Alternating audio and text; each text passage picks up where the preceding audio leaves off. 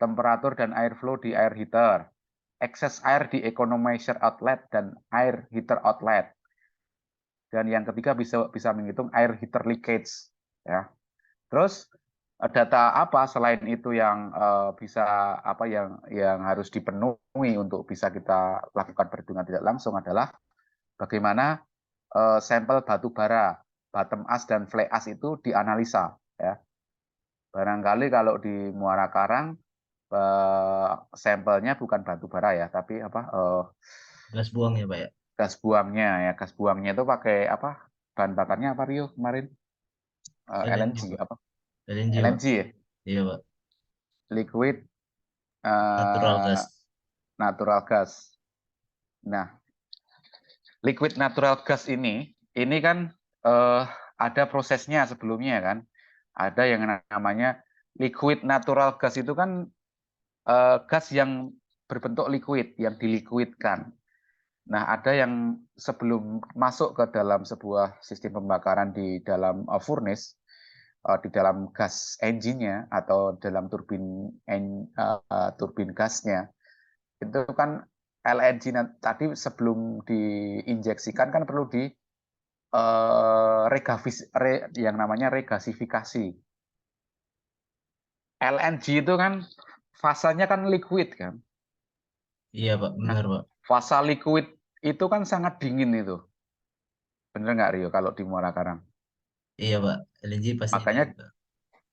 pasti dingin kan. Makanya dia perlu diregasifikasi atau di di di, di uh, apa namanya?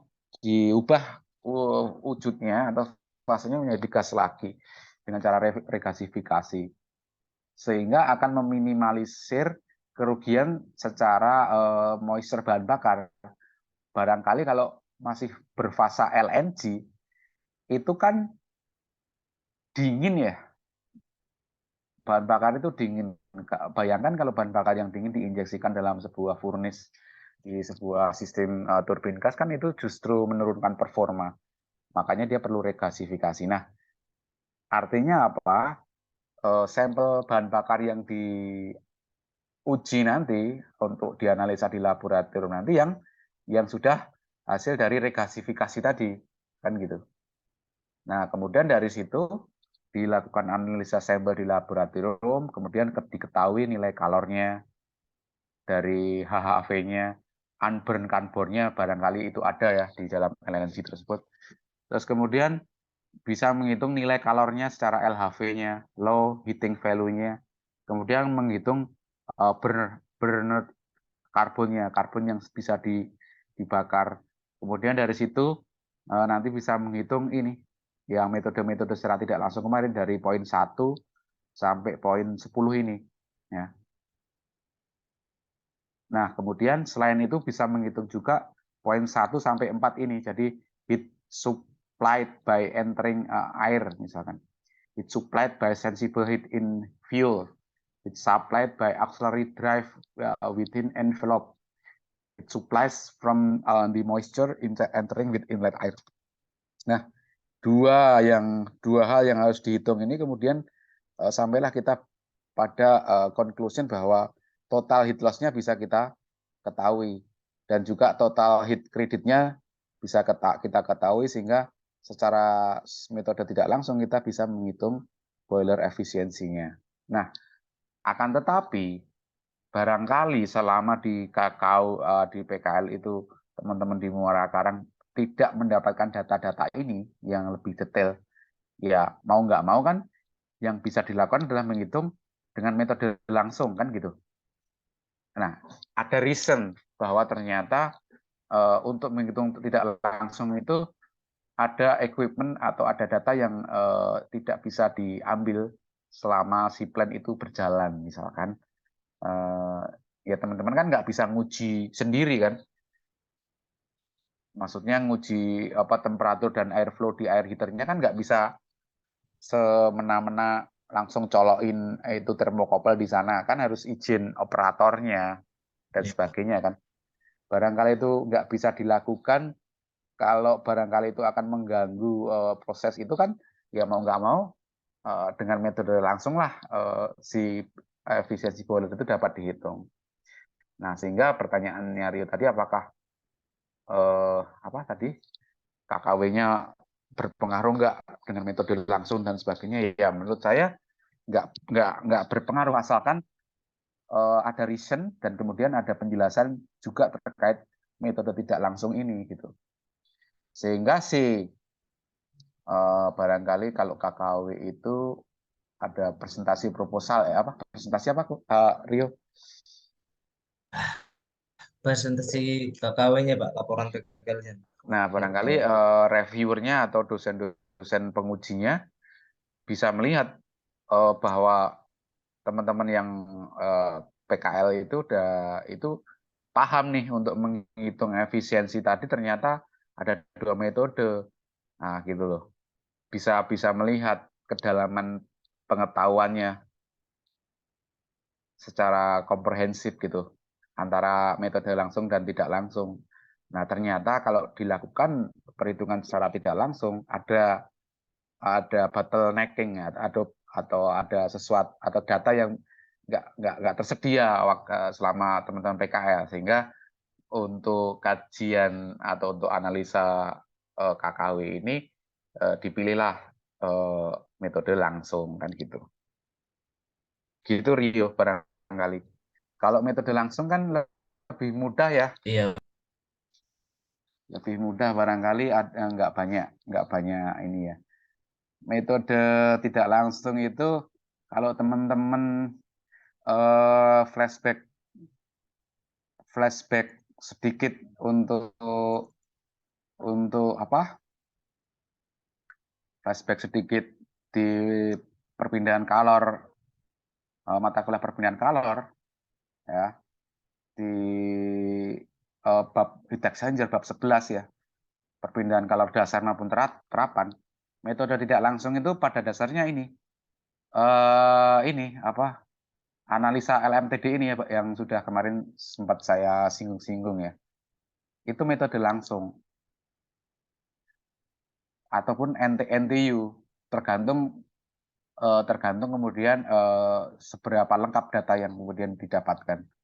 Kalau LMTD dan NTU ini kan prinsipnya yang harus diketahui adalah ini kan, sorry,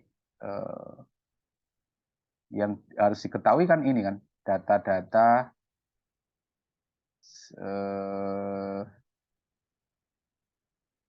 ini overall heat transfer koefisiennya ya. Barangkali ini bisa dilihat dari material si heat exchanger-nya itu apa. Tapi yang lebih penting, nah ini thermal apa sorry banyak kan apa namanya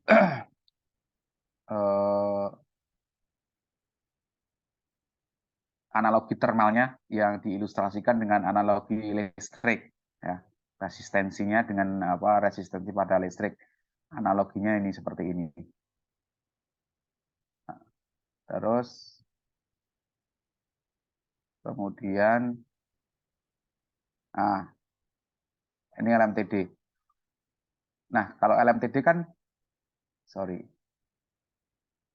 LMTD itu intinya ini LMTD itu intinya diketahui ini kan Rio dan teman-teman yang lain ya, TH in, T cool in, T cool out, T hot out ya.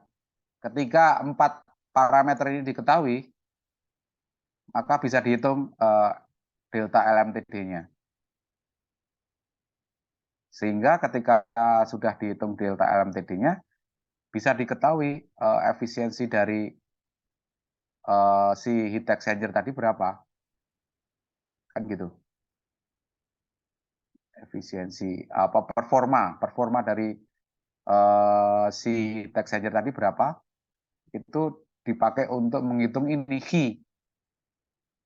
apa kalor yang ditransfer dari media panas ke media dingin itu berapa.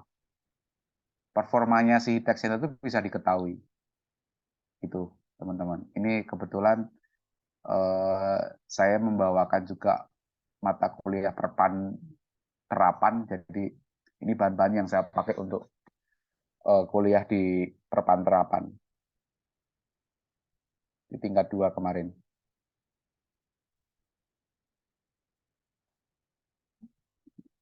Jadi prinsipnya seperti itu Rio. Jadi kalau metode tidak langsung itu, sehingga detail-detailnya apa yang terjadi di dalam sebuah ketel uap atau boiler tersebut, ya barangkali kurang apa ya, secara detail kurang diketahui. Namun begitu, minimal kita sudah tahu performa dari heat exchanger tersebut saat ini seperti apa gitu. Barangkali teman-teman juga perlu juga membuka lagi catatan ataupun bahan-bahan terkait mata kuliah perpan kemarin untuk lebih mematangkan lagi konsep perhitungan performa untuk metode langsung. Seperti itu. Oke, kira-kira gitu Rio, yang kemudian bisa apa ya, menjadi bahan diskusi kita pada malam hari ini. Terima kasih teman-teman. Yang lain, ada sesuatu yang ingin disampaikan barangkali?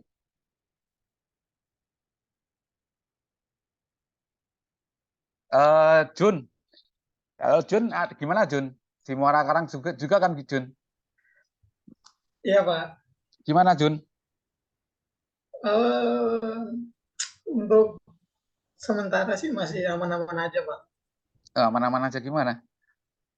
Jangan Ya, diam-diam. gimana Pak?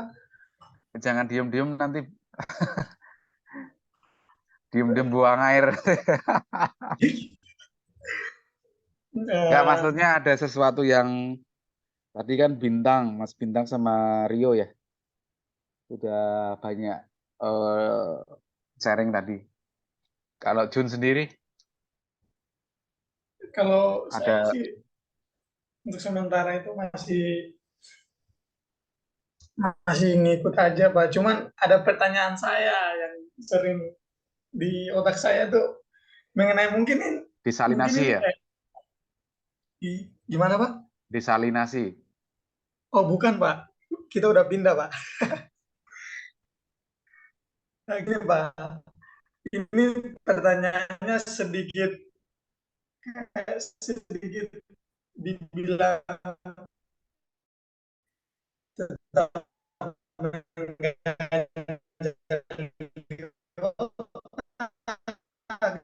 juga lucu gitu Pak. Coba. Iya Pak, ini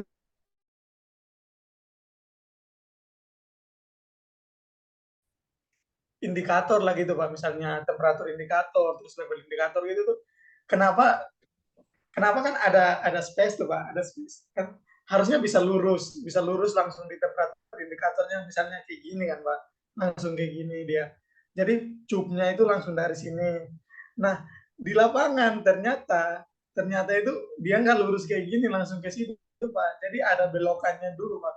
Ada yang lurus gini terus miring ke sini, baru dia kayak indikatornya. Maksudnya yang saya pikirkan Pak, ini kok bisa kayak gini, ini menghabiskan bahan juga iya, terus kenapa dia bikin kayak gitu yang selama ini masih saya pikirkan Pak gitu. Biar estetik.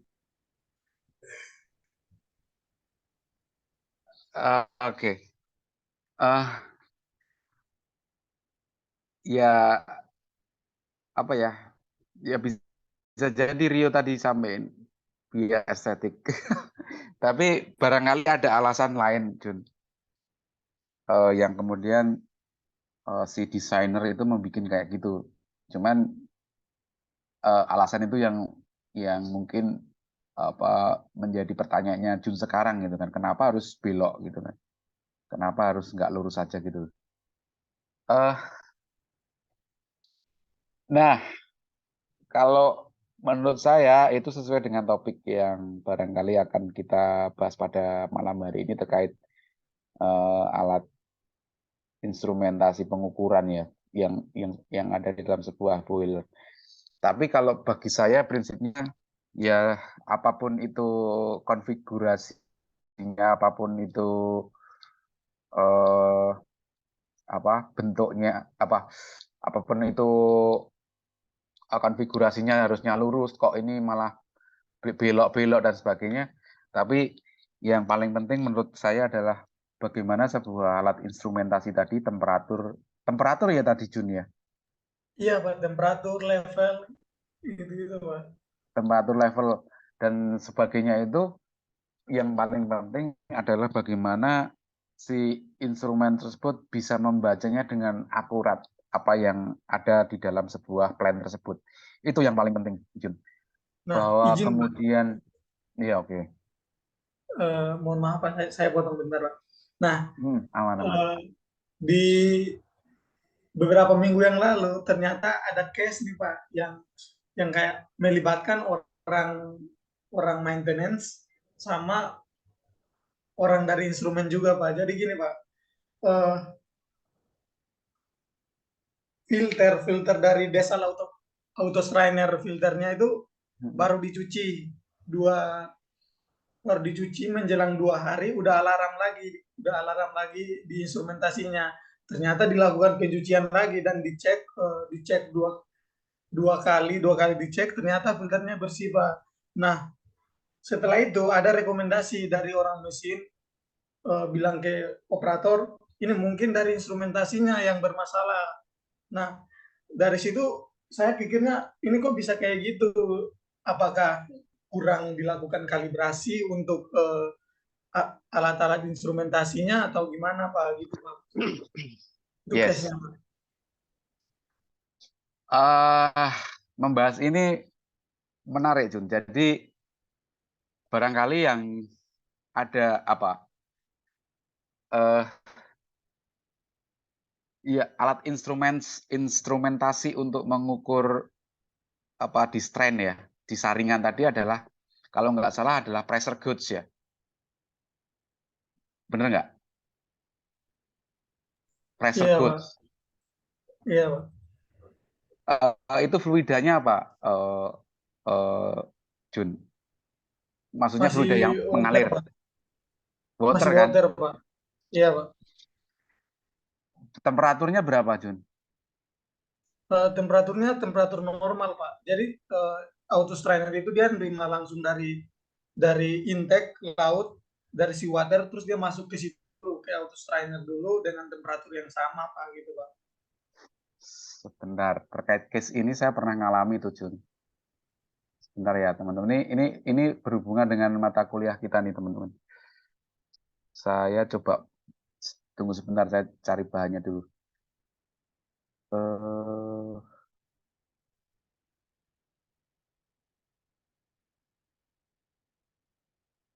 ya, sipil sih.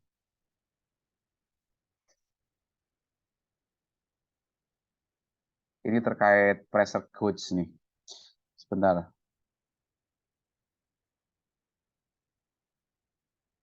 Iya.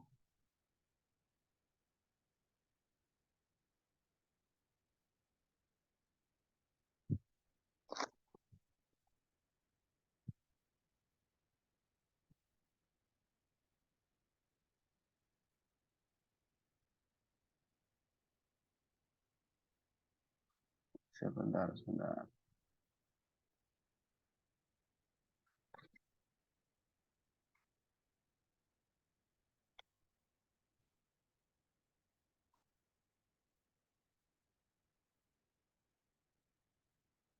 Kok,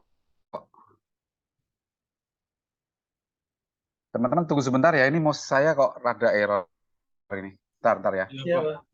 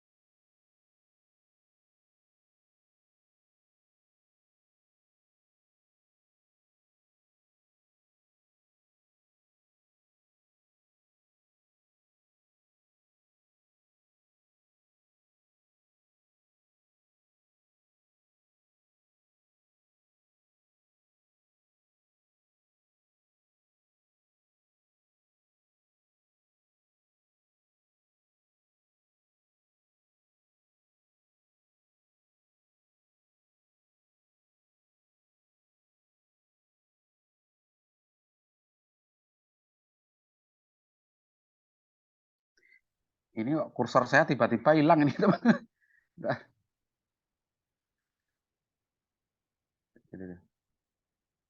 Mana sih?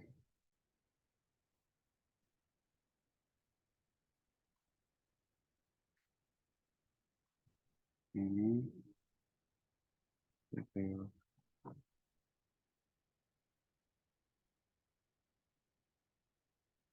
Oke.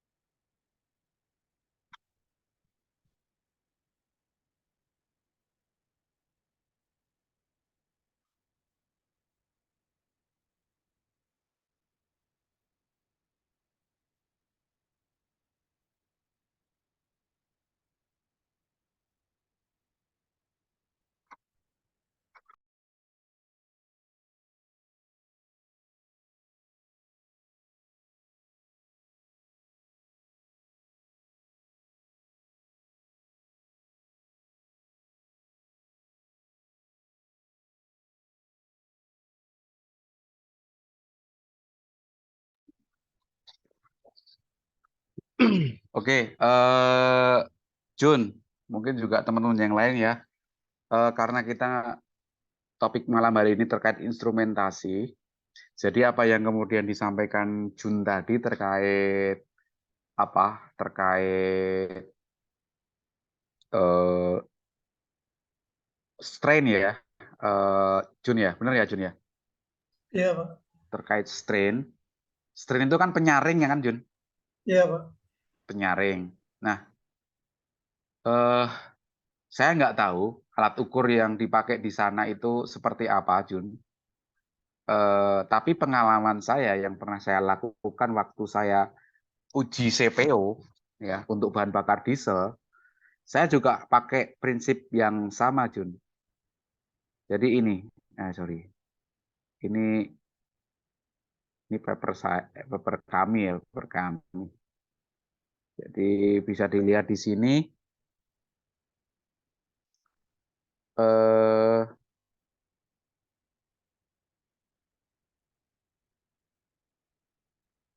sorry, mungkin lebih jelasnya gini. Jadi di bagian ini, teman-teman fokus di bagian di sini, di bagian di sini. Jadi untuk mengukur, di sini ada namanya filter filter on engine, jadi filter on engine. Jadi prinsipnya gini, filter ini filter misalkan arah aliran CPO-nya gini, ini filter. Nah, kenapa harus difilter? Karena CPO yang masuk ke engine, ini engine, atau CPO atau solar lah katakan ya. Kenapa itu harus difilter? Supaya bahan bakar yang masuk ke injection pump, ya, kan kalau mesin diesel kan ada injection pump, karena dia nggak pakai apa pembakaran ya, nggak pakai apa namanya busi.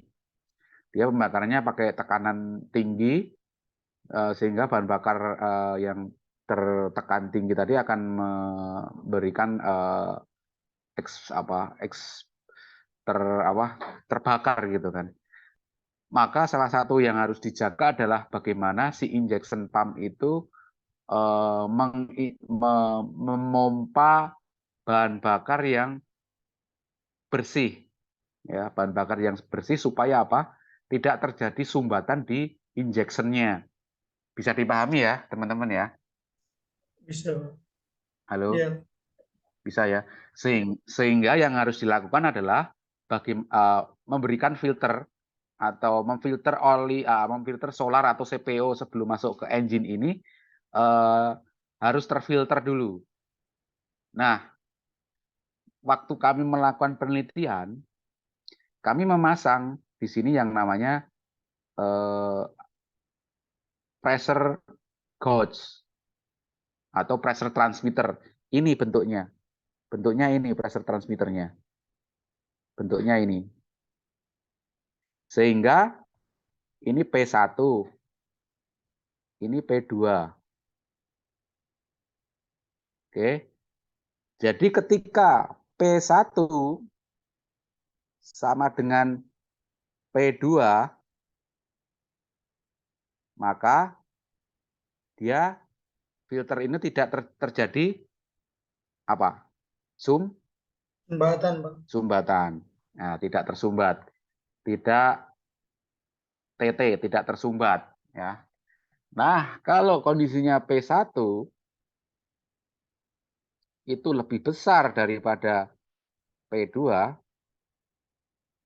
maka indikasinya adalah tersumbat kan gitu ya, tersumbat ya.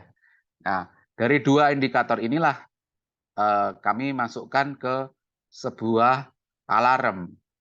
Ya, sebuah alarm. Di sini alarm. A gitu ya, saya tulis A gitu, alarm. Jadi ketika terjadi kondisi ini, maka alarm berbunyi. Nah, ketika alarm berbunyi apa yang harus dilakukan? Penggantian filter. Nah, gitu. Gitu konsepnya seperti itu. Konsep berpikirnya kami waktu melakukan uji CPO ke dalam mesin diesel adalah seperti itu. Nah, kemudian apa yang harus dijaga agar pembacaan P1 dan P2 ini akurat. Nah, salah satu yang kami jaga adalah pressure transmitter ini bekerjanya itu kan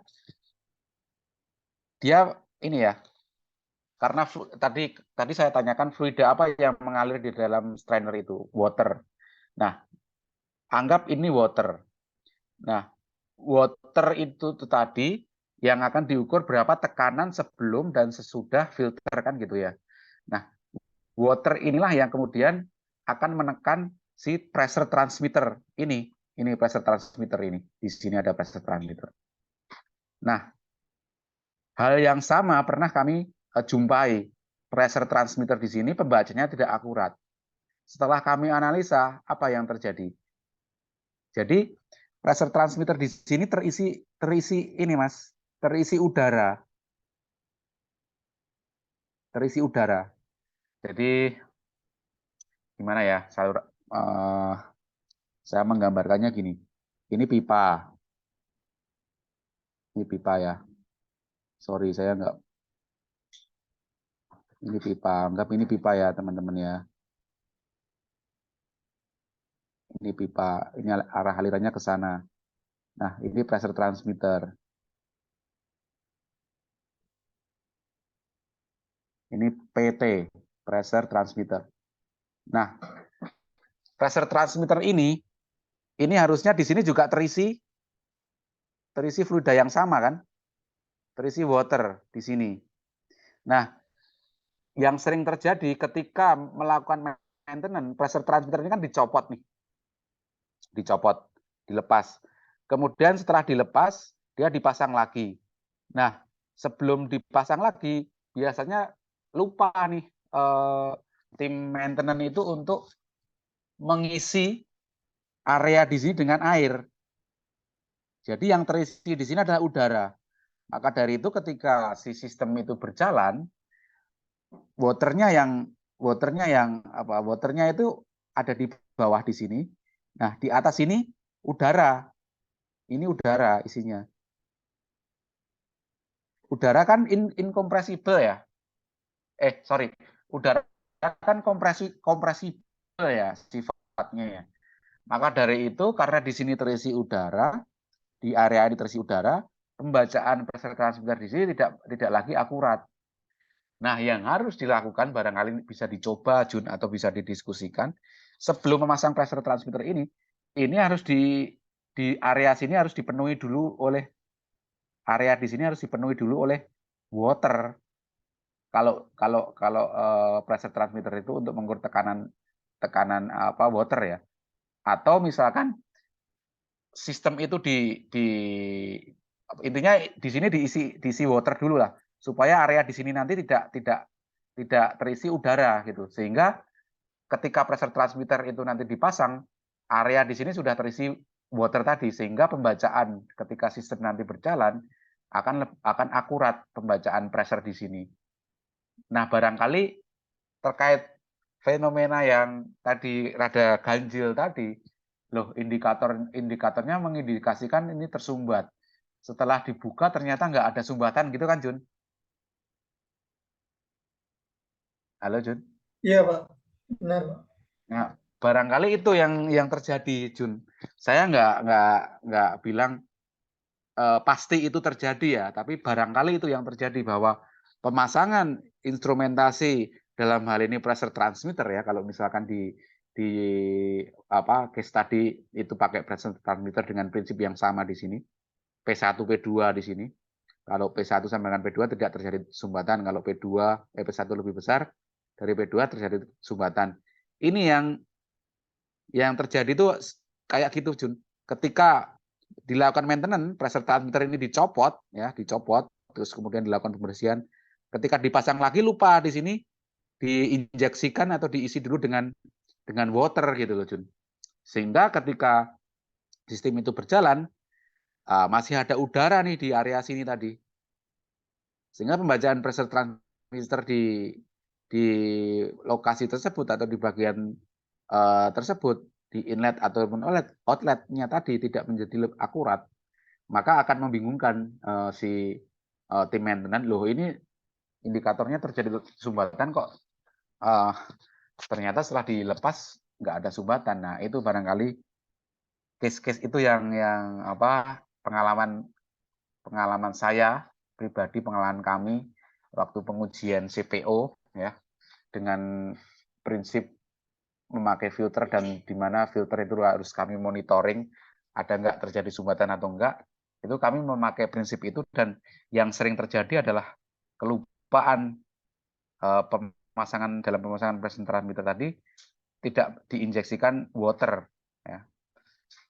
Kalau fluida yang akan diukur itu adalah water. Nah, kalau kami karena pakai CPO ya kami injeksikan dulu di sini CPO gitu kan.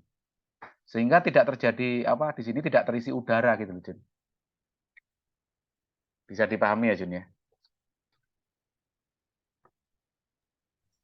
Bisa Pak.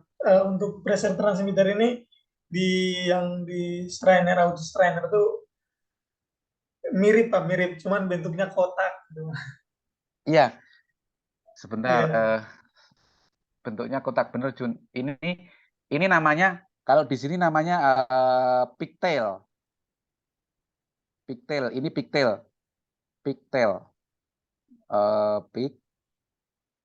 Buntut babi.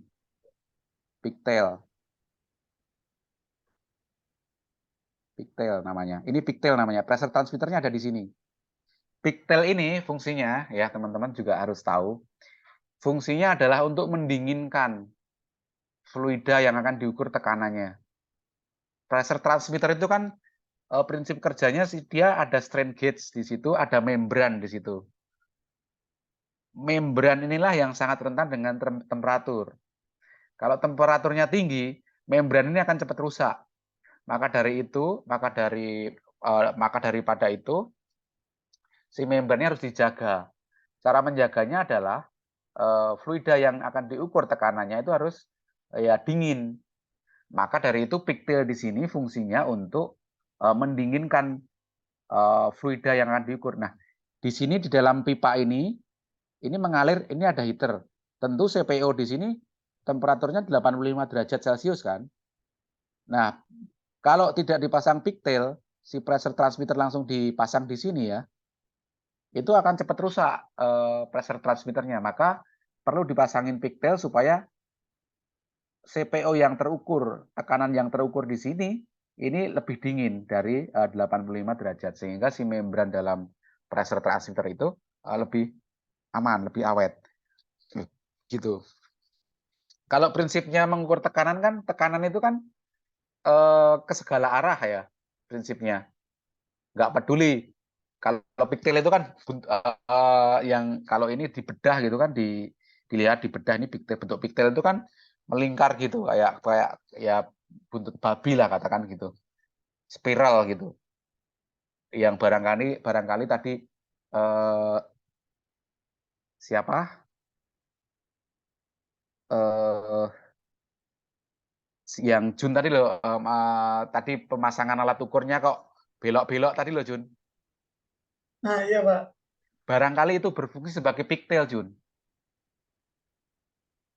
Iya Pak. Ternyata saya baru lihat juga nih, Bu. Ada yang saya baca itu Pak. Saya cari juga nih. Eh, Dia tuh apa ya bilangnya ya? Fungsinya itu gini Pak, untuk menghindari benturan atau tabrakan antara cup instrumentasi yang lain, sama dia itu mengurangi turbulensi Pak, sehingga meminimalkan kerusakan pada sistem komponen yang ada gitu Pak. Terus belokannya itu membantu mengurangi Temperatur. kebisingan atau suara yang dihasilkan oleh fluida atau gas Pak gitu. Iya. Dan juga temperatur kalau nggak salah Jun. Iya. Nah barangkali ya Jun, yang tadi kok kenapa nggak lurus, kok ini belok, barangkali itu fungsinya itu Jun, sebagai kalau di sini ya, di gambar saya ini pigtail itu tadi Jun. Ini kalau dibedah ini kan ada kayak bentuk luarannya ini kan kayak ada pendinginnya. Di dalam ini kayak pigtail, kayak apa, spiral. Coba saya coba ininya. Lihat Ya di itu ya Pak, kayak screw gitu Pak. kayak skru ya.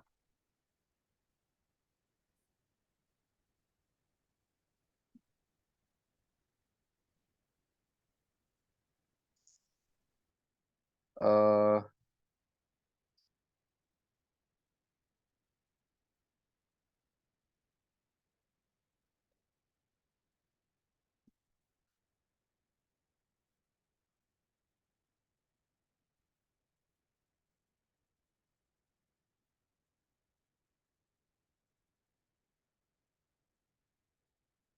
Sebentar.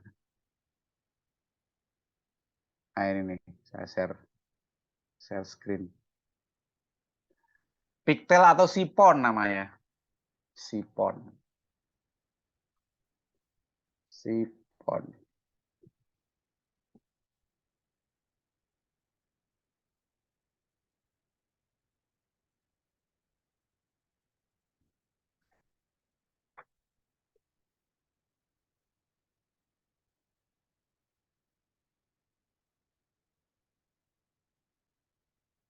Kayak gini Jun, sipon. Ini untuk pressure transmitter, untuk pressure. Biasanya untuk ukur tekanan Jun. Kayak gini Jun. Iya Pak. Nah ini berfungsi tadi sebagai yang kamu sampaikan tadi. Mengurangi turbulensi, mengurangi apa kebisingan barangkali. Tapi yang paling penting di sini adalah untuk mengurangi apa temperatur. Nah, yang saya sampaikan tadi ini Jun, ini nih di gambar ini ya teman-teman ya. Gara-gara Saya aku jadi PM.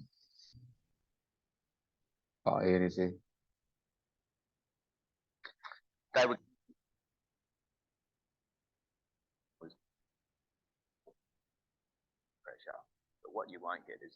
Nah, ini Jun. Jadi yang kemungkinan yang terjadi tadi, saya sampaikan tadi tidak terisi water tadi. Di sini, ini misalkan ini bukan steam ya, tapi water misalkan. Ini water. Lah, di seluruh pigtail ini harus terisi water semua. Sehingga pembacaan pressure gauge di sini akurat. Itu yang kadang lupa. Misalkan pressure gauge ini dicopot, terus kemudian dipasang lagi, tapi lupa ngasih nge-inject waternya tadi lupa, sehingga Ketika lupa, di sini ada kemungkinan terjadi terisi tadi, udara tadi. Sehingga kan udara kan sifatnya kompresibel ya.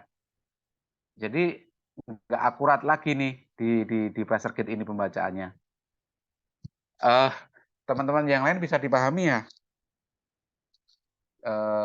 prinsip pigtail dalam sebuah pressure gauge atau pressure transmitter. Kalau di sini pressure gauge ini kan dia analog ya. Kalau pressure transmitter itu digital yang biasanya bisa sinyalnya bisa dikirim ke SCADA gitu, ke PLC dalam bentuk sinyal digital gitu. Bisa di remote jarak jauh, oh ini pressure-nya sekian. Bedanya itu aja sih. Kalau pressure gauge itu analog, kalau yang pressure transmitter itu biasanya digital dan bisa ditransfer datanya. Kira-kira gitu, Jun. Terkait instrumentasi dalam sebuah kata luap nyambung dengan apa yang akan kita bahas pada malam hari ini. Kira-kira gitu, Jun. Iya, Pak. Makasih, Pak. Oke, sudah lega atau belum, Jun? Semoga menjawab ya apa kegundahan Jun tadi.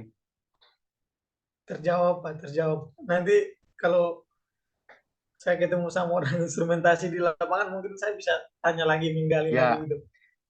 tanya Ya, ya, jangan menggurui. Maksudnya kata dosen saya ini gini, tanya aja, jangan-jangan Pak ini nggak terisi water ini gitu kan, pressure gauge-nya yang di pigtailnya tadi gitu. Kalau misalkan dia pakai pressure gauge ya atau pressure gauge tadi ya. iya, Pak. Soalnya ini, Pak, yang yang saya ikut, saya lakukan di waktu pembersihan auto strainer itu ya kayak kayak yang tadi Bapak bilang, kita tuh cuman buka buka buka terus cuci filternya. Kita nggak Ya, perhatikan di pressure transmitternya itu, Pak. Jadi kita cuma pasang aja gitu. Nah, pasang tahu-taunya aja ya. 2 hari, ya 2 harinya, eh indikasi indikasinya filternya kotor lagi. Pas kita buka bersih dia ternyata gitu, Pak. Ya tadi Jun yang fenomena yang terjadi ini. Pigtail barangkali dia kalau pakai pigtail ya, itu di sini terisi udara Jun. Uh, saya ulangi lagi, ini kan steam line, katakan ini water ya, dia mau ngukur water gitu. Nah ini kan barangkali waternya cuma sampai sini aja kan, waternya cuma sampai sini aja nih, sampai sini dia ada water. Tapi di sini ini udara nih, titik-titik ini udara isinya, ini udara.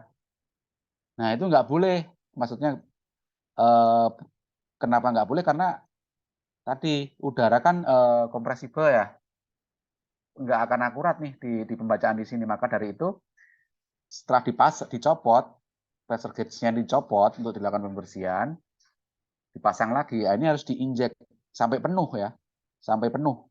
Water itu sampai penuh di level sini ya. Terus kemudian dipasang lagi. Sehingga apa? Di semua jalur pigtail ini akan terisi water gitu, Jun. Barangkali itu bisa didiskusikan ya, Jun, teman-teman instrumen sehingga ya semoga menjawab kenapa kok alat ukur yang terbaca menjadi aneh padahal strainnya nggak tersumbat kan gitu Jun. Iya, Pak. Itu kira-kira praktis di lapangan seperti itu. Ya Baik. beruntung saya ada pengalaman yang tadi yang pengujian tadi. Kok ini sih? Sorry. Yang di sini tadi. Nah, ini tadi. Sama, kami juga pakai pressure gauge untuk mengukur apa ada nggak sumbatan dalam filter itu. Nah, sehingga indikasinya ini, bentar, ada nggak ya? Jadi indikasinya nanti bisa dilihat. Oh, nggak ada ya. Jadi P1 sama dengan P2, oh berarti tidak terjadi sumbatan. P1 lebih besar, oh berarti terjadi sumbatan. Intinya itu aja sih prinsipnya yang ukur bagaimana mengetahui ada nggak sumbatan di dalam sebuah filter. Oke, kira-kira gitu, Jun.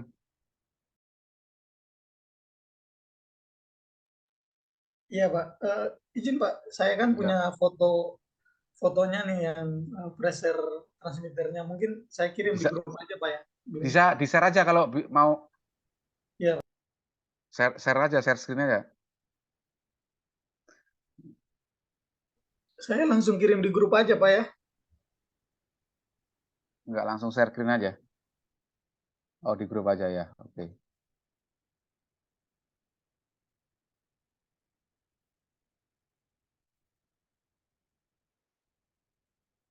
Nah, mana Jun? Nggak ada, Jun.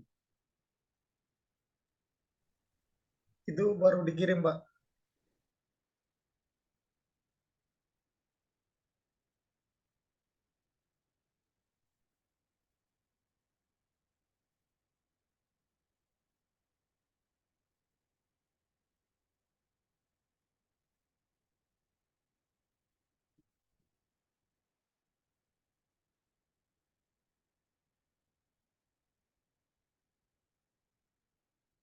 Nggak.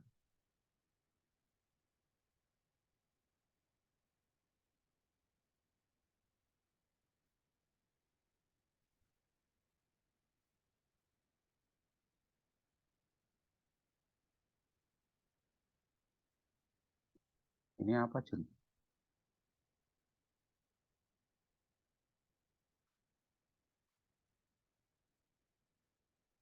Ini gambar apa, Jun?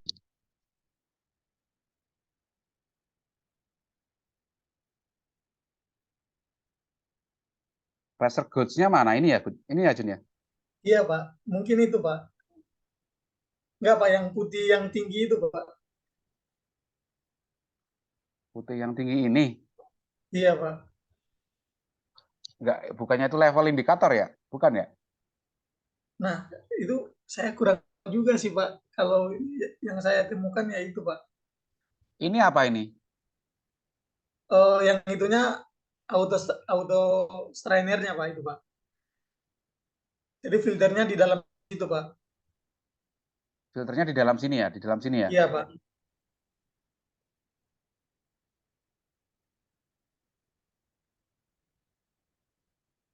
Jadi ya nggak apa-apa, Jun. Ini kan mohon maaf sekali gambar yang Jun kirim ini terus terang eh, saya belum bisa menerka-nerka lebih detail.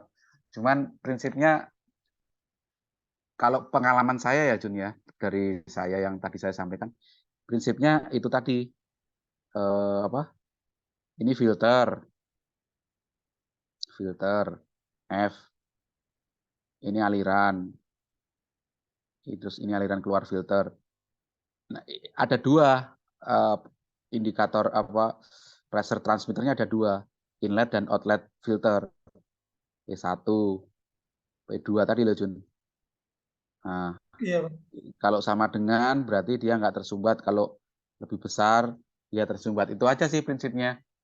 Prinsipnya itu aja sih Jun. Nah, ya kalau mau coba cari informasi yang lebih detail apakah benar prinsipnya kayak gini untuk pengukuran filter tadi untuk mengetahui apakah dia tersumbat atau enggak gitu Jun. Ini bisa jadi kau bahan diskusi. Apakah prinsipnya Baik. seperti itu Pak atau Mas atau apapun lah ke teman-teman instrumentasi atau teman-teman di sana. Nah, kira-kira untuk mengukur ini apa pressure gauge atau apa gitu. Nah, kalau bisa itu difoto. Kalau memang benar itu pressure gauge, ya bisa jadi yang terjadi adalah tadi eh, ketika masang pressure transmitter tadi mungkin nggak nggak lupa itu diinjek water gitu. Itu aja sih Jun. Baik. Oke.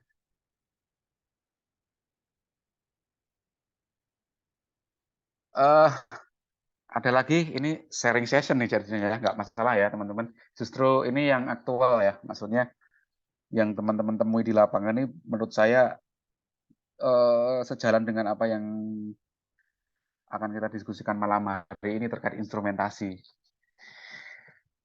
Oke, barangkali yang lain, Ayat, Lampung aman, Ayat. Ayat ada nggak nih Ayat? Aman, Pak. Lagi Aman, ngaji Pak. Ayat? Aman, Pak. Lampung Aman. aman, Pak. Ada sesuatu yang mau di-sharingkan barangkali? Ayat. Mungkin ini, Pak, saya mau nanya terkait judul, Pak. Saya mau tanya pendapat Bapak, Pak. Apa kira-kira bisa dijadiin judul nggak, Pak? Pak, kira-kira, Pak. Rencana saya itu, Pak, saya mau ngambil judul penggantian wall cup pada furnace, Pak, gitu, Pak. Wall cup, Iya, Pak. cup yang tertanam di wall itu kan, yang di Iya, Pak.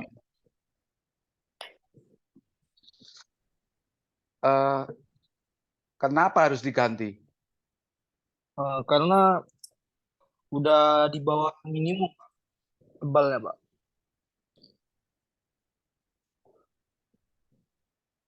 Oke.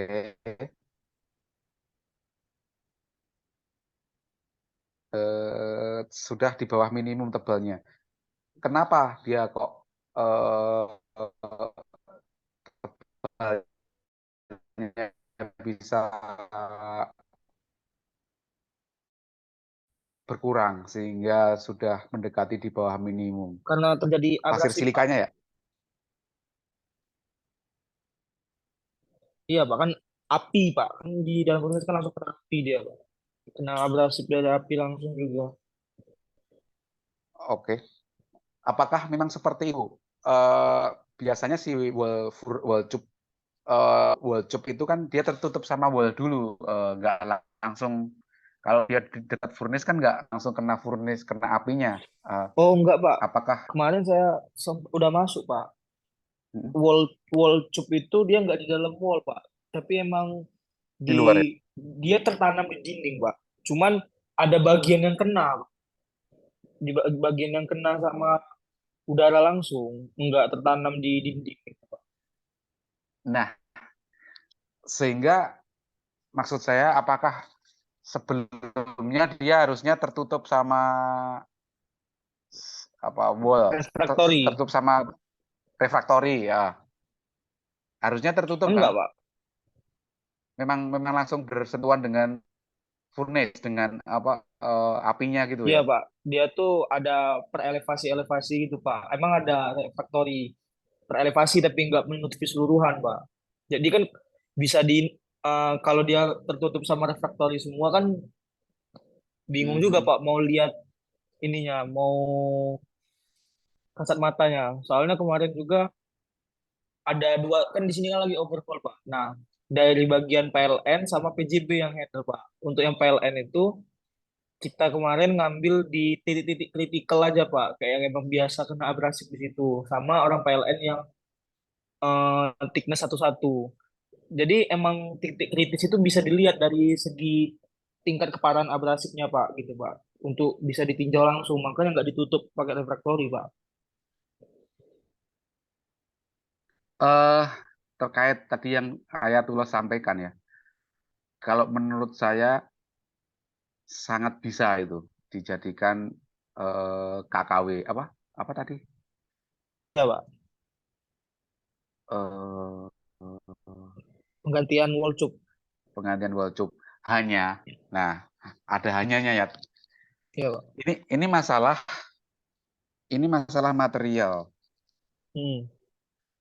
Topik penggantian wall cup itu masalah material. Barangkali teman-teman nanti yang lain bisa komen. Material di wall cup itu kan sudah tertentu ya, maksudnya secara desain, secara apa, perhitungan kekuatan material, bahan dan sebagainya, dan juga apa, ergonomis ya, ergonomis itu aliran fluidanya, sudah tertentu barangkali oleh si desainer itu yang paling optimum, bahan material tersebut dan konstruksinya yang paling optimum. Nah, kalau kemudian yang dibicarakan masalah penggantian wall tube, ya bisa. Tapi bagaimana kemudian si wall tube tadi ketika sudah diganti itu bisa dianalisa kira-kira atau bisa dioptimalisasi bahkan sehingga tidak lagi laju abrasinya setinggi yang kemarin. Bisa dipahami ya? Ya. Pak, saya mau nanya Pak, yang Bapak maksud ini penggantian wall tube yang Bapak maksud tuh material yang diganti atau material yang sama tapi diganti aja Pak? Nah, saya tanya balik ke Ayatullah, yang rencana akan dilakukan penggantiannya dengan material yang sama atau gimana? Material yang sama Pak? Nah, material yang sama ya. Iya, dengan material yang sama.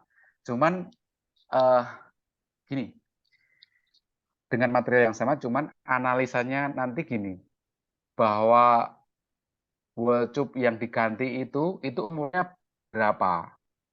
Dari awal sampai dia diganti itu umurnya berapa tahun? Hmm. Satu. Nah, berarti kan dari berapa tahun dari umur si wall tube tadi sehingga dia mencapai nilai minimum thickness-nya sekarang ini yang harus dilakukan gitu loh ya. Apakah bisa dipahami ya? Bisa Pak. Eh, Gini Pak, apa kan di situ kan enggak hanya cuma dilakukan penggantian, tapi juga dilapisi sama metal coating Pak gitu Pak. Yes. Nah, saya Eh, bingung Pak, apa yang harus ditambahin lagi gitu Pak, untuk memperlambat lagi gitu. Kan nggak mungkin kalau mau dikurangi ininya bahan bakar untuk pembakarannya kan nggak mungkin kan Pak. Sebentar, ya. Saya carikan jurnal ya. Saya pernah baca itu. Siapa? Firman.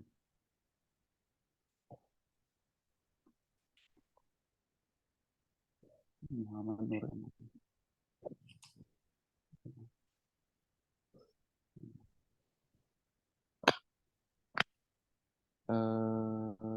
Muhammad Nur Iman.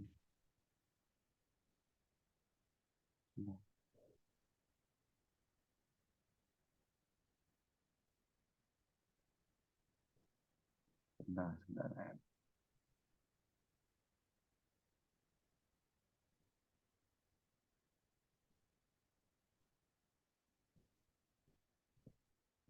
Ini topik keren sebenarnya yang kamu ini ya, menurut saya ya. Kalau bisa lebih detail menganalisa tuh keren.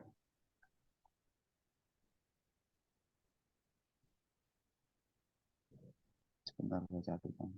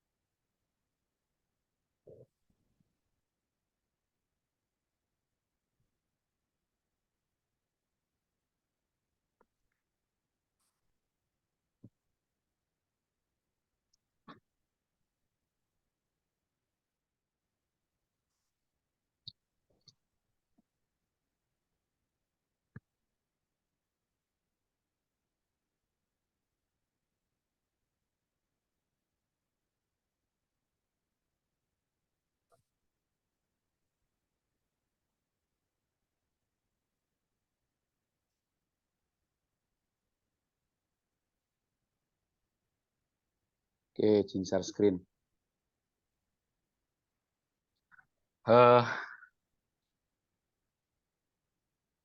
Ayat. Ya, Pak.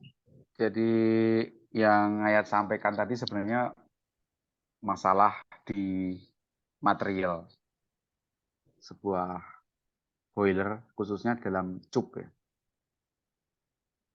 Saya pernah baca Pak Prof. Insinyur Muhammad Nur Ilman ini dosen UGM, dosen saya dulu. Dia memang bidangnya di material. Barangkali bisa di searching nanti. Ya.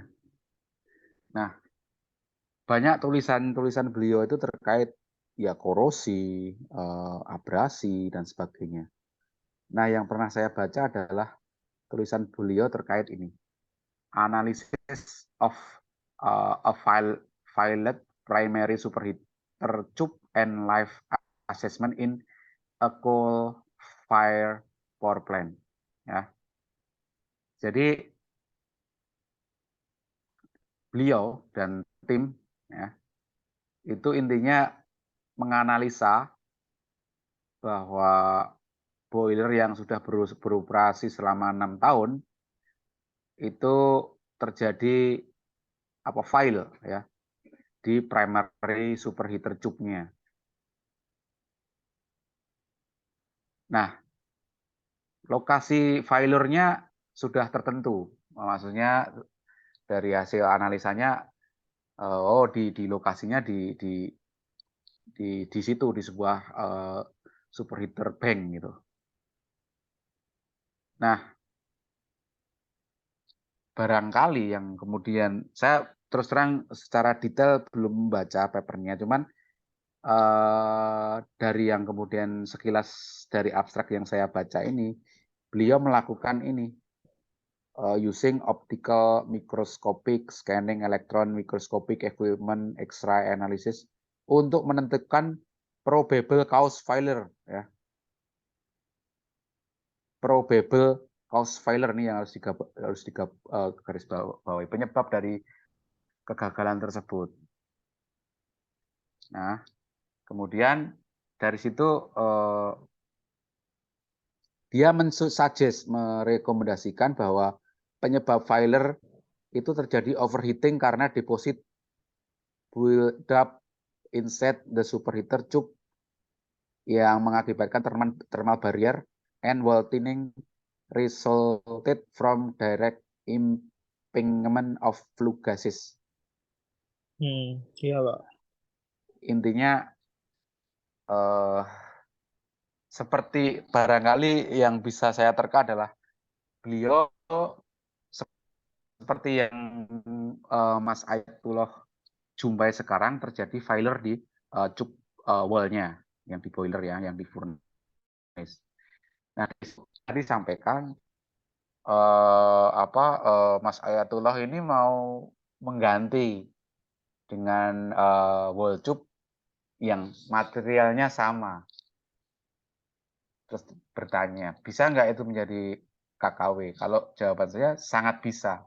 Hanya kalau misalkan analisa-analisa yang seperti dilakukan oleh Pak Profesor Nur Iman ini dilakukan, wah itu menjadi keren banget. Ya. Ini bisa saya kirim nanti ke grup, barangkali bisa dibaca-baca, bahwa yang paling penting di situ adalah suggestion, jadi sebuah saran yang bisa berikan kepada si plan tersebut, bahwa ternyata failure-nya itu penyebabnya ini overheating misalkan, karena terjadi deposit dan sebagainya. Nah, sehingga dari saran itu kemudian bisa dicegah tuh agar tidak terjadi deposit itu apa? Nah, itu bisa menjadi suggestion yang menurut saya luar biasa ya. Sehingga apa?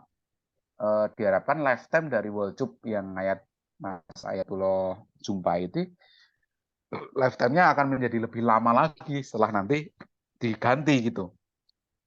Itu Mas Ayatullah.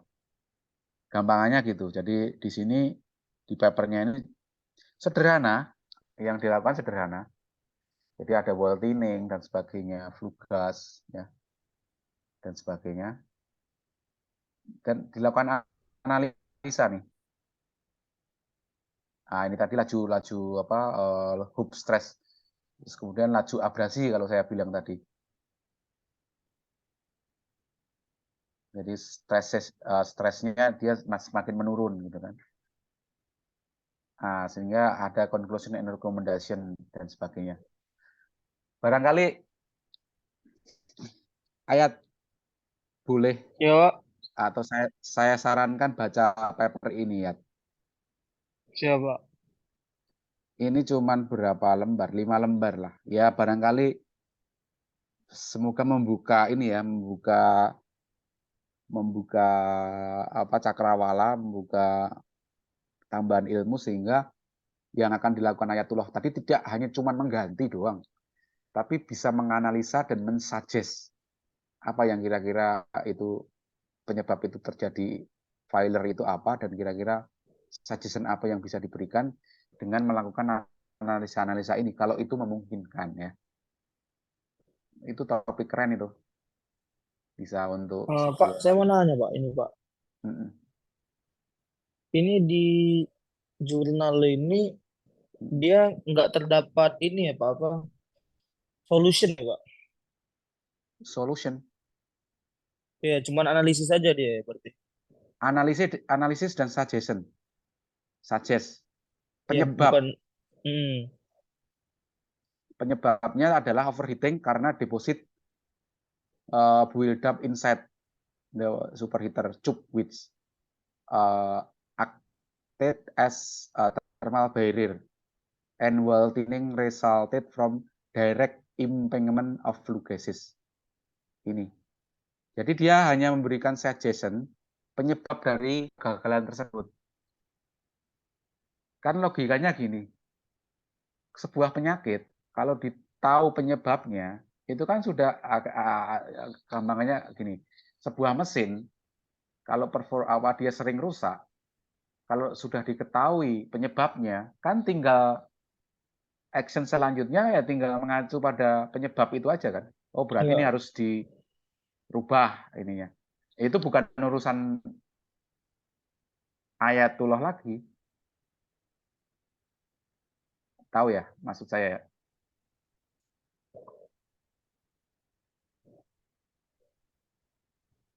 Maksudnya mencari penyebab kegagalan itu saja sudah sebuah poin plus gitu loh ya. Apalagi Ya, ngerti, kalau Pak. nanti apalagi kalau itu ada solutionnya, misalkan oh berarti ini harus dirubah nih furnace-nya, geometrinya atau tata letaknya misalkan, ya itu akan lebih sangat bagus lagi. Cuman kan waktu ya sudah bisa mendapatkan penyebab terjadinya kegagalan itu aja, itu sudah poin plus gitu loh. Tentu untuk mencari penyebab tadi harus dilakukan pengujian, analisa ini apa SEM ya, X-ray dan sebagainya ya, X-ray, scanning elektron dan sebagainya, secara mikroskopis ya secara mikroskopis. Bukan hanya sekedar ini kira-kira nggak bisa, tapi dari hasil ini loh uji lab ini terjadi apa fenomena ini sehingga lebih apa kembangannya apa ya lebih ilmiah dan lebih valid gitu loh, nggak sekedar kira-kira gitu. Ini kalau mau saya kirim ya.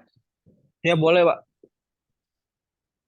Maksud saya menjawab tadi yang disampaikan Ayat apakah boleh atau tidak, menurut saya boleh. Tapi kalau itu bisa minimal bisa mensuggest bahwa penyebab failure itu apa dari hasil kira-kira uji ini uji itu lebih keren. Atau misalkan Ayatullah ya terus terang untuk uji ini ya mikroskopis sampai X-ray di sini, chemical analysis, microstructural examination using optical microscopy, scanning electron, mikroskopi dengan X-ray ini butuh biaya ya. Iya, Pak. Barangkali itu bisa didiskusikan ke tim, wah kita harus melakukan ini sehingga bisa nanti tahu penyebab terjadinya failure itu, dan untuk misalkan solusi selanjutnya itu bisa dijadikan sebuah kajian yang menurut saya luar biasa nih ya. Saya kirim ya di grup ya. Pak, kalau misal saya nggak bisa nemuin Pak penyebabnya gitu kan, kayak misalnya emang itu reaksi yang udah harus terjadi kecuali kita ngerubah bentuk mungkin gitu ya Pak. Tapi saya bisa mengurangi laju abrasifnya, itu bisa juga nggak Pak kira-kira Pak? Eh, Gini ya, itu bisa. Cuman maksud saya gini ya, terlalu terlalu confident aja sih gitu. Tahu maksud saya? Iya Pak. Jadi karena kita itu sebuah akademisi, kita itu akademisi ya, akademisi, seorang pembelajar dan sebagainya, bahwa itu harus sekuensial, bertahap. Yakin nggak penyebabnya itu? Itu aja sih pertanyaan saya. Kenapa harus diubah geometrinya, harus dirubah tadi apa yang Ayatullah sampaikan tadi? Nah, itu kan ini saja Pak, perumpamaan Pak maksud saya itu, Pak. Perumpamaan ya. Iya, Nggak bisa, apa harus itu. nggak bisa. Oh ini seumur diubah gini gimana? Yakini dulu penyebabnya apa. Itulah sekuensial yang saya sebutkan tadi, karena kita sebuah bukan karena kita masuk, ya kita kan sama-sama ya terpelajar lah intinya gitu ya, nggak bisa ini kalau nggak salah penyebabnya ini nih, apa buktinya, kalau ditanya balik gitu apa, gimana jawabnya ya tuh, Hmm. buktinya ya kira-kira Pak ya nggak bisa, bahwa untuk merubah itu kan perlu investasi kan ya, nggak kayak kita bikin radio kecil yang harganya murah. Untuk merubah konfigurasi sebuah plan yang investasinya bahkan 100 miliar itu kan butuh butuh analisa yang kuat, sehingga oh ya udah ini berarti karena penyebabnya itu, sudah yakin penyebabnya itu, maka perlu dirubah. Nah, itu dulu gitu ya. Yang maksud saya bertahap, yakini dulu penyebabnya. Dengan apa? Analisa, dengan uji lab dan sebagainya. Ya kayak inilah ya, misalkan ya kita nggak berharap saya sakit misalkan, tapi saya nggak berharap sakit ya. Saya sakit, panas dingin, panas dingin, panas dingin. Oh ini kira-kira kena malaria misalkan. Ya udah berarti dikasih obat malaria. Ternyata apa? Dari hasil uji lab saya DB, kan fatal ya. Bener nggak? Ya Pak. Jadi yakini dulu bahwa oh ini penyebabnya apa sih? Ada uji lab, uji darah, uji darah yang pasti ya. Tes darah, cek darah ya. Terus kemudian 3 hari lagi dicek darah lagi apakah hemoglobin HB-nya turun, HB ya turun dan sebagainya. Itu kan harus analisa yang kuat sehingga oh ini kena DB. Sehingga penanganannya nanti ya harus penanganan bagaimana orang sakit DB kan gitu ya. Itu ya nggak bisa kita oh ini kena malaria nih karena fenomenanya mirip, ya mirip memang. Fenomena yang terjadi di World Cup tadi mirip. Misalkan oh karena A misalkan. Bisa jadi karena A, ya udah A dirubah aja berarti. Ternyata karena B. ya kita harus meyakini dulu penyebabnya itu ya. Saya analogikan penyakit malaria dan penyakit DBT itu ya. Iya, Pak. Bisa dipahami ya? Bisa, Pak. Nah, jadi yang dilakukan Pak Prof. Nur Ilman ini adalah meyakini dulu penyebabnya.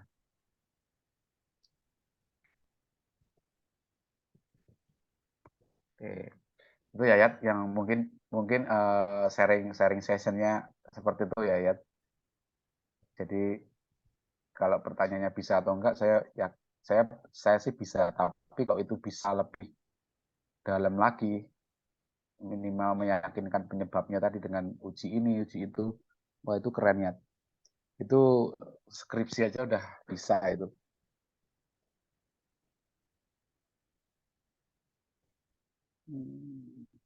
Gimana ya? Apakah menjawab, tercerahkan atau gimana? Alhamdulillah, Pak. Ada sedikit secerca harapan, Pak.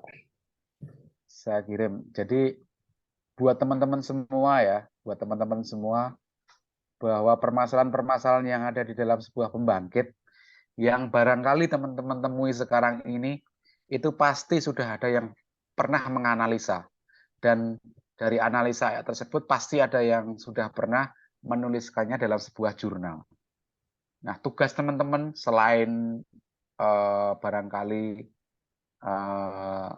mencoba membawa topik-topik itu ke jenjang selanjutnya, KKW ataupun skripsi, tolong juga baca referensi atau baca jurnal-jurnal referensi yang barangkali saya yakin fenomena yang atau kejadian-kejadian yang tadi teman-teman temui di lapangan itu ya sudah pernah ditemui juga oleh orang orang lain gitu yang barangkali sudah dituliskan dalam sebuah jurnal dan laporan gitu.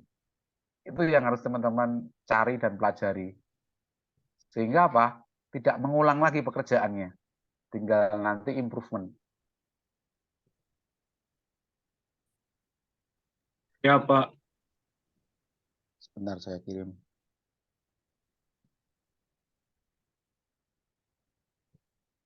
Pak, saya ada pertanyaan lagi nih, Pak. Iya, ya silakan ya. Cuman ini, Pak, ini. Kan saya kan lagi ngobrol-ngobrol, Pak, sama ini staf di sana kan, Pak. Dia ini apa ngomong ke saya minta tanyain gitu ke dosen kamu kata dia kan. Mhm. Kata dia gini, Pak. Coba tanyain. eh kan PLN sekarang ini kan lagi berusaha untuk mengurangi emisi kan, Pak, Mhm. dari batu bara itu. Nah, dengan cara co-firing kan, Pak. Tapi kan di PLN ini co-firing itu cuman 5%, Pak. Paling Mhm. besar gitu, Pak. Kenapa nggak dibuat 50-50 gitu, Pak, katanya, Pak. Itu sudah pernah kita bahas sebelumnya ya, dia. Oh, pernah ya, Pak? Maksudnya saya pernah ngomongin masalah co-firing ya. Iya, Pak. Benar, Pak. Waktu itu kalau nggak salah saya ya tanya berapa persen co-firing di sana, 5% Iya, Pak. gitu. Iya. Nah, kenapa tadi pertanyaannya kenapa itu nggak bisa 50%?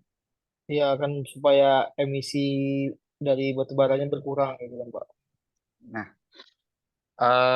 gini ya, ini balik lagi ke masalah ya ini sharing ya, maksudnya untuk menjawab itu ya seperti yang saya tanyakan tadi memang perlu analisa atau perlu kajian khusus yang lebih detail. Cuman secara langsung, jadi kalau metode perhitungan efisiensi boiler harusnya itu dijawab dengan metode tidak langsung, tapi saya coba menjelaskannya dengan metode yang langsung. Uh, Mungkin gini ya, saya balik lagi ke sini berarti.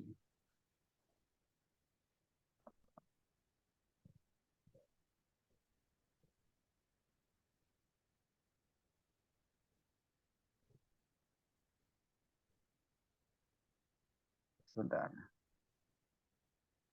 balik lagi ke sini ya. Jadi kalau sebuah pembangkit itu PLTU itu ada yang namanya heat rate. Heat rate itu seberapa heat rate itu adalah rasio antara berapa energi bahan bakar yang diinjeksikan atau dimasukkan sebuah pembangkit dengan energi yang kemudian dihasilkan. Mirip kayak efisiensi. Nah, energi bahan bakar yang dijadikan bahan bakar untuk boiler tersebut itu kan ada yang namanya tadi di sini apa HHV, LHV, HHV, LHV. Nah, sebuah pembangkit PLTU itu dia didesain boilernya itu didesain itu berdasarkan bahan bakar apa yang mau dipakai untuk boiler tersebut. Jadi ya untuk mendesain boiler, si desainer boiler ini atau si para engineer ini sudah men-state dulu. Oh, bahan bakar yang akan dipakai untuk boiler ini adalah batu bara subbituminus misalkan dari Kalimantan atau dari Lampung lah misalkan. Kalau di Ayatullah kan dari mana? Sumsel ya kalau nggak salah ya batu baranya ya. Batu baranya langsung dari PTBA, Pak. Kebetulan emang deketan Oke, di awal. PTBA Bukit Asam. Saya terus terang pernah ke sana ya. Ya, Pak. Nah, batu bara PTBA itu sudah mempunyai nilai kalor tertentu ya. Oke. Dari nilai kalor tertentu inilah muncul nanti yang namanya efisiensi boiler atau energi berapa heat rate PLTU yang akan di-generate nanti. Dari energi batu bara yang sudah tertentu dari PTBA tadi, itu akan mempengaruhi dimensi dari boiler tersebut, dari furnace tersebut. Berapa nanti perpindahan panasnya yang terjadi ketika energi batu bara yang dari PTBA tadi dibakar. Itu nanti ada kaitannya dengan nilai LHV, HHV tadi. Nah, itu dulu dipahami ya. Itu dulu dipahami. Sehingga apa? Ketika mau di co-firing dengan menggantikan batu bara atau mencampur batu bara dengan biomas. Nah, kita lihat dulu bahan bakar tadi ketika dicampur dengan biomas, nilai kalornya, nilai HHV, LHV-nya akan sama nggak dengan batu bara tanpa dicampur? Itu dulu ya. Oh, iya, iya, ngerti, Pak. Kalau itu memungkinkan bahwa bahan bakar tersebut dicampur 50% dengan biomas dengan nilai kalor yang akan sama dengan yang tidak dicampur, ya tentu secara langsung ya barangkali ya tentu possible atau kemungkinan bisanya ada. Itu dulu ya, kemungkinan bisa untuk dipakai 50% bisa. Setuju ya ya? Ya, Pak. Nah, tapi ada lagi faktor lain. Kemarin di pertemuan-pertemuan sebelumnya kita diskusikan tipe-tipe boiler. Ada apa? Stoker atau grade, CFB, ada pulverize, ya. Ingat ya? Hmm. Saya buka lagi deh kalau gitu. Saya buka lagi. Sebentar. Ini teman-teman bisa juga ini ya menyimak ya. Barangkali ini pertanyaannya Ayatullah ini keren nih, up to date. Bentar, saya buka lagi.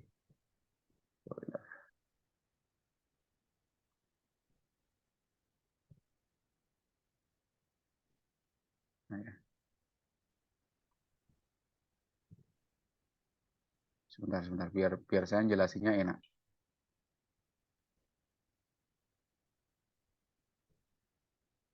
Oh, iya.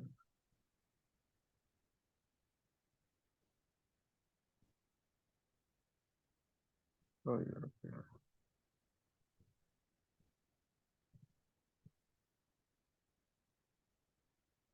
Mana ya yang ada CFB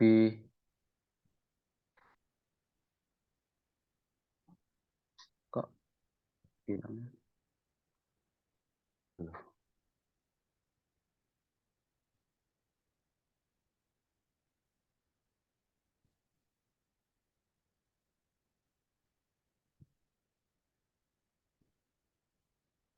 kok hilangnya?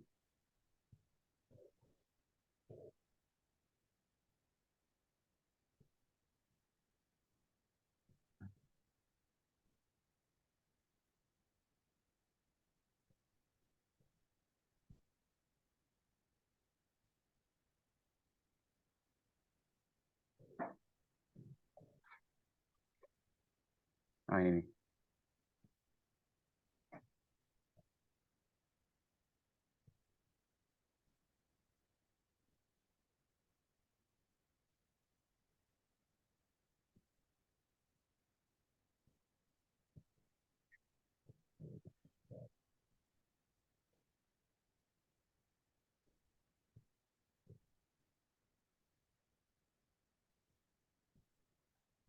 Oke.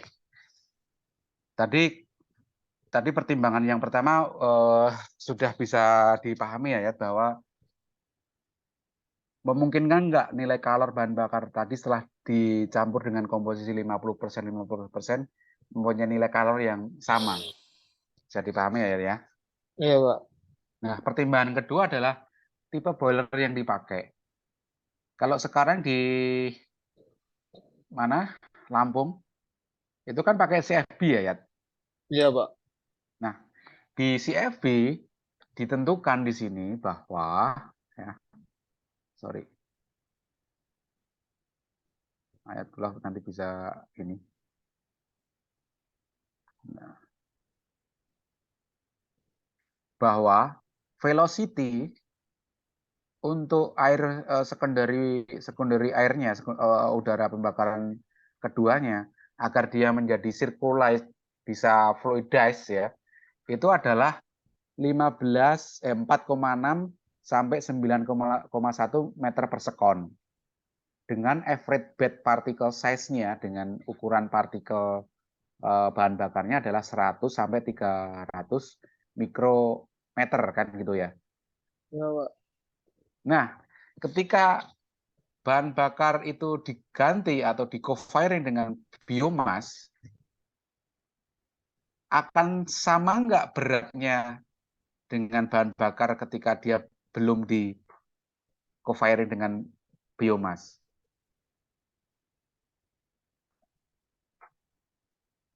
Akan menjadi sulit ya kalau misalkan untuk membuat bahan bakar itu melayang di dalam boiler, misalkan batu bara, dia perlu kecepatan 4,6, nggak ada kursornya ya.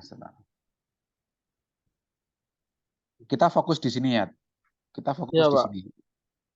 Misalkan saya ambil 5 meter per sekon gitu ya, biar gampang. Dia kan nilainya di antara 4,6 sampai 9,1 meter per sekon. Ini udah kecepatan udara yang dibutuhkan untuk agar bahan bakar tersebut bisa fluidize, bisa melayang-layang. Bisa dipahami ya, termasuk Iya, Pak. pasir silikanya. Nah, itu kondisi 5 meter per sekon itu misalkan, itu kondisinya untuk bahan bakar full 100% batu bara. Nah, kalau di co-firing dengan biomas yang komposisinya 50% batu bara, 50% biomas, untuk tujuan tadi mereduksi emisi karena batu bara, berat jenis antara batu bara dan biomas kan beda ya. Setuju nggak? Setuju, Pak. Ketika udara pembakaran sekunderinya tetap di setting 5 meter per sekon, apa yang terjadi ya? Bisa jadi batu baranya melayang, Biomasnya enggak. biomasanya sebelum belum terbakar habis dia sudah ke siklonnya gitu ya. Iya, Pak. Bisa dipahami ya ya. Eh, bisa dipahami kayak terkait. Bisa, Pak, bisa, Pak. Nah, kalau bisa dipahami, dua pertimbangan inilah yang kemudian kenapa komposisi batu bara yang sesuai, komposisi co-firing yang sesuai mungkin baru 5% ya, belum bisa 50%. Kira-kira gambarannya seperti itu. Bahwa yang saya jelaskan ini tentu butuh analisa lebih mendalam, iya. Tapi minimal kurang lebih gambarannya seperti itu. Bisa Ya, dipahami ya? Pak. Bisa, Pak. Jadi bermula dari boiler itu didesain, ya. Awal mulanya itu dari bahan bakarnya dulu apa yang dipakai ya. Saya pernah ngobrol dengan Jepang, ya, engineer dari Toshiba Jepang yang mendesain boiler yang ultra dan super kritikal ya. Engineer di Jepang itu untuk mendesain sebuah boiler itu sampling batu baranya itu dibawa dulu ya. Jadi setelah didesain, desain kan outputnya gambar DED, detail engineering design gitu kan. Terus kemudian dia difabrikasi. Tapi sebelum difabrikasi dia disimulasikan dulu di scale down. Jadi batu boiler kecil lah dulu gitu. Untuk apa mensimulasikan batu bara yang tadi diambil samplingnya tadi itu sesuai nggak nanti performanya dengan performa pembakarnya sesuai nggak dengan hasil dari desain boiler tadi, sehingga bisa di state di situ bahwa setelah jadi nanti ini boiler itu pasti di state boiler ini harus memenuhi kriteria bahan bakar batu bara dengan nilai kalor sekian, itu harus terstate. Kalau nanti di luar itu ya terjadi di rating penurunan performa. Gampangannya gini ya, motor bensin dia di state di situ harus punya oktan 92. Oke. Ya, Pak. Oktan 92 itu hanya dipenuhi oleh apa? Pertalite, Pertamax ya. Nah, ketika si pengguna motor tadi menggunakan Pertamax, ya performanya akan oke. Karena sesuai dengan spesifikasi bahan bakar yang direkomendasikan oleh pabrikan.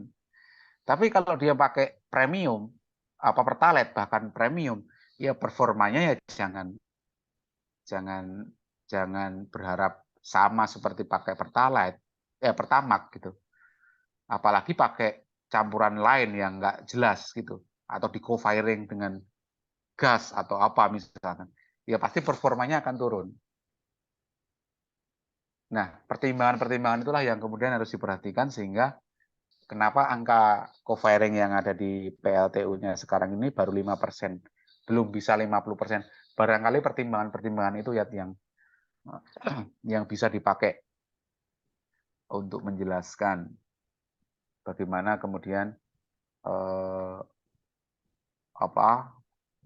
teknik co-firing itu juga harus memperhatikan itu. Ya tentu sebagai produsen listrik, ya nggak mau dong performa dari pembangkitnya atau PLTO-nya ini turun. Karena ketika performanya turun kan produksi listriknya juga turun, income-nya kan juga turun, kan gitu. Analisa makroekonominya gitu. Ya. Ya, Pak. Kira-kira gitu ya. Semoga menjawab, mencerahkan, dan tentu apa yang saya sampaikan ini perlu analisa lebih detail. Iya, saya tidak memungkiri yang saya sampaikan ini hanya tadi metode langsung aja kalau itu menghitung efisiensi boiler. Kira-kira gitu ya. Ya, Pak. Izin Pak, Ya, kita belum foto bareng ini Pak. kita belum masuk materi malah. Oh iya Pak, Nggak apa-apa. Ya udah foto bareng dulu nggak apa-apa. aduh maaf Pak. Nggak apa-apa, santai aja. Justru kuliah kayak gini yang menurut saya lebih ini ya. Maksudnya apa yang dilihat di lapangan itu bisa kita diskusikan. Saya lebih apa ya? Lebih interaktif gitu loh. Semoga teman-teman merasakan hal yang sama juga dengan apa yang Iya saya Pak, rasakan. iya Pak. Tapi Mungkin, sebelum difoto saya kan belum menyapa yang di Bali nih. oh iya Pak, siap. Nanti baper nanti Lauren sama Marlin dan Max, Florin, Izin, Selin. izin Pak. Ya, Kata Lauren pengen diseriusin Pak katanya Pak. sama apa? Nggak tahu Pak, nggak tahu. Bingung pilihnya gitu Pak. Oh itu. Ya itu Max rap ini lah. Pak banyak masalahnya Pak. Pak, bohong itu, Pak. Max Hendra banyak masalah Pak. Mungkin Gimana bisa putus-putus diceritakan Bin? masalahnya Max Hendra. Max Hendra Pak banyak masalah Pak.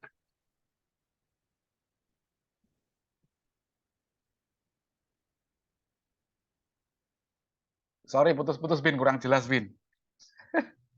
Max Hendra Pak banyak masalahnya Pak. Mungkin dia bisa banyak bercerita Pak. Oke, oke. Kayaknya sinyal bintang susah banget ini, Pak. Jangan dipaksa bintang. Iya, paketannya mau habis kali Lauren. Oke, kita sapa dulu teman-teman yang di Bali. Apa kabar teman-teman yang di Bali?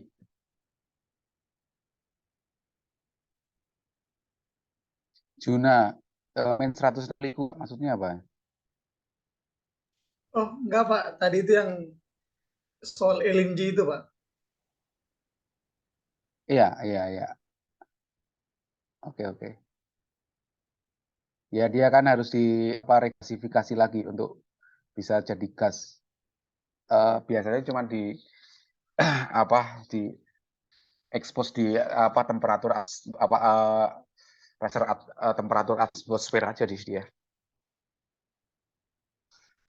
Oke, jangan sampai lupa nih disapa nih yang di Bali nih. Gimana yang teman-teman di Bali, Merlin, Lauren, apa kabar? Max, Puji Tuhan baik, Pak. Selin, tidur nih Selin. Ya, ini Pak, agak gak enak badan tadi tuh. Oh, oke. Ya udah tolong ini di di apa? Dibantu kalau butuh apa-apa. Iya, Pak. Florin, gimana Florin? Baik, Pak. Sehat Florin. Sehat, Pak. Oke. Teman-teman yang di Bali ini tadi yang di Muara Karang di Lampung lumayan ya saya banyak di mata kuliah kita barangkali dari kan atau mau diseringkan untuk menambah wawasan kita semua yang ada di sini termasuk saya barangkali kira-kira apa yang sudah dilakukan di sana terakhir 2 minggu yang lalu sih overhaul ya lagi bantu-bantu overhaul juga ya kira-kira untuk Boleh- saat ini apa ya sudah eh, diceritakan barangkali ke kita. Lauren, mewakili Lauren. Iya, Sini Pak. masih overfull, Pak. Masih ini, Pak, masih ikut OH kita. Tapi ini udah ini sih, Pak, udah bentar lagi selesai, udah selesai kayak hydrotest gitu dan sebagainya itu udah. Nah, hydrotest garis bawah dalam sebuah optimasi kata luap, ketika sudah selesai overhaul, itu perlu juga yang namanya tadi yang disampaikan Lauren, hydro test. Ya, sebuah heat exchanger, sebuah boiler perlu dilaksanakan hydro test. Kalau sebuah air heater itu hydro testnya dengan diinjeksikan udara bertekanan. Kalau heat exchanger biasanya dengan fluida, water biasanya hydro testnya. Kira-kira tujuannya apa, teman-teman? Ketahanan materialnya, Pak. Oke, satu, ketahanan material. Untuk mengecek kebocorannya mungkin, Pak. Cek kebocoran. Apakah ada kebocoran, Pak? Ada lagi?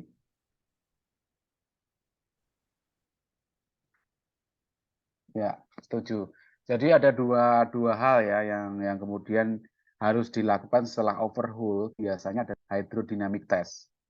Dia diinjeksikan, kalau nggak salah aturannya itu 1,5 kali dari pressure operasionalnya. 1,5 kali. Kalau nggak salah ya, saya tolong dicek kalau salah. Intinya di atas pressure operasionalnya atau pressure desainnya lah. Sehingga tadi barangkali waktu overhaul ada proses pengelasan, yang karena barangkali ada kebocoran di situ, ada proses pengelasan.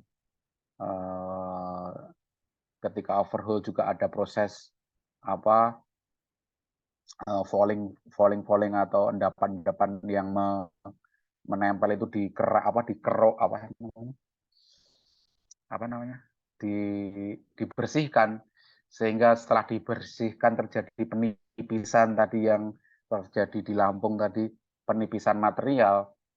Ya barangkali dengan hydrotest tadi diketahui ketahanan materialnya, karena barangkali setelah dibersihkan kan terjadi pengikisan tuh ketebalan materialnya di cup-cupnya. Nah, itu bisa dipastikan nggak itu aman. Yang pertama. Yang kedua, yang paling jelas yang disampaikan Bintang tadi, ada nggak kebocoran. Nah, itu yang barangkali proses dalam overhaul yang harus teman-teman ya ketahui juga dan harus dilakukan juga untuk maintenance sebuah pembangkit, khususnya dalam hal ini adalah boiler dan heat exchanger. Itu dynamic test. Nah, kalau tadi Lauren dan teman-teman Bali sudah sampaikan dalam tahap hydrodynamic test, saya ingin bertanya berapa jam atau berapa hari dia ditahan pressure-nya. Itu juga harus diketahui.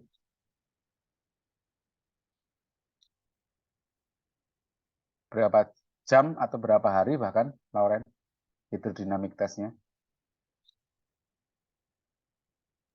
Nah, kalau itu kita nggak terlalu ngerti, Pak, berapa hari. Cuman pas Oke.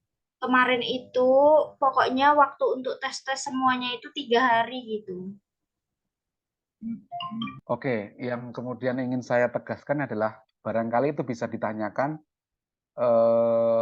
terkait berapa lama hydrotest dilakukan dan kira-kira acuannya apa.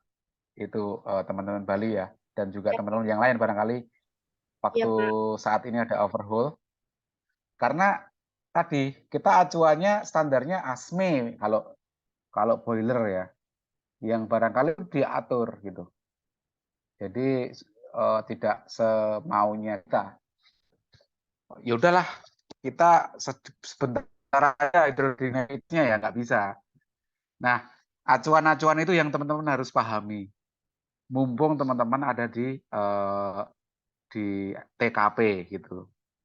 Jadi kalau pertanyaan saya tadi belum dijawab secara lebih detail oleh tim Bali atau Lauren, ya barangkali itu bisa dijadikan diskusi dengan supervisornya yang ada di lapangan nanti. Dan yang paling penting acuannya, Lauren. Ini ngacunya di apa, Pak? Peraturan apa, misalkan. Itu yang kemudian barangkali kalau nanti akan dimasukkan ke dalam sebuah laporan KKW, hal-hal yang detail itu yang akan menarik atau apa ya komprehensif gitu. Setelah dilakukan overhaul, dilakukan hydrodynamic test, Udah cuma sebatas itu ya. Menurut saya kalau saya jadi pengujinya ya akan saya coret gitu. Apaan ini gitu kan. Tapi kalau teman-teman bisa menjelaskan, oh ini hydrodynamic test dilakukan selama berapa jam, hal ini sesuai dengan referen dari ASME atau dari manapun itu yang menyatakan bahwa bla bla bla bla. Ini kan lebih valid bahwa informasi teman-teman yang ada di lapangan nanti lebih valid, lebih lengkap gitu. Gitu ya, Lauren dan tim Bali. Barangkali hal-hal yang kayak gitu perlu ditanyakan, referensinya apa, ASME kah atau apakah gitu. Ya, Pak. Ini bukan himbauan saya, tapi maksud saya untuk juga membantu teman-teman nanti di KKW juga gitu. Oke, kira-kira ada lagi nggak Lauren dan teman-teman? Untuk malam ini cukup dulu, Pak. Nanti mungkin bisa dilanjut hari Kamis. Siap, oke. Pesan dari Juna untuk Lauren, seriusin yang di Bali aja Ren. Oh, oke. Nggak tahu saya maksudnya apa. Biarin aja, Pak. Emang Juna gitu, Pak. Oh, yes. Saya nggak ikut-ikut ya. Apalagi saya, Pak. Saya Aman nggak yuk. tahu Ya, apa-apa. nggak sakit ikut tapi biarin aja mereka selesaikan masalahnya sendiri. Oke, Oke, mungkin baik teman-teman. Biasanya gitu-gitu Pak, nanti Juna sama Lara itu jadian nanti Pak. Oh iya itu ya kita Ya, ya. doain yang terbaik lah ya. Bagus doamu ya. mungkin Kalau kan Oka saya nggak dan ikut-ikut Selin ya. boleh ini on cam. Oke, silakan Selin barangkali memungkinkan untuk on cam barangkali